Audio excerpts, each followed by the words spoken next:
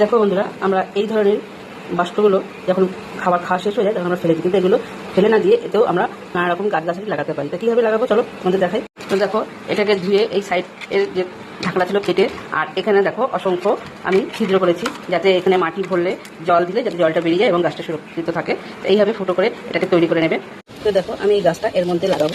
গাছটা জায়গাটা অনেক ছোটো হয়ে যাচ্ছে, এই গাছটাকে আমি এর মধ্যে লাগাবো। নার্সারি থেকে যখন চারা গাছ কেনা হয় ঠিক এরকমই প্লাস্টিকে মোড়া থাকে গাছটি। এবার তাকে বাড়িতে এনে নতুন মাটিতে লাগাতে গেলে গাছের সেই প্লাস্টিকটাকে ছিঁড়ে গাছটিকে বেশ সুন্দর করে সুরক্ষিতভাবে নতুন মাটিতে গাছটিকে লাগাতে হয়। ঠিক যেভাবে আমি লাগাচ্ছি ঠিক সেইভাবে এই চারিপাশ থেকে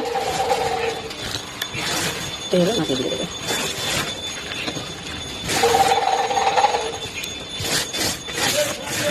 আজকের এই ভিডিওতে একটা প্রশ্ন থাকলো বন্ধুরা তোমাদের জন্য, তোমরা যদি এই গাছটিকে চিনে থাকো তো অবশ্যই গাছটির নাম কমেন্টে জানিয়ে যাবে।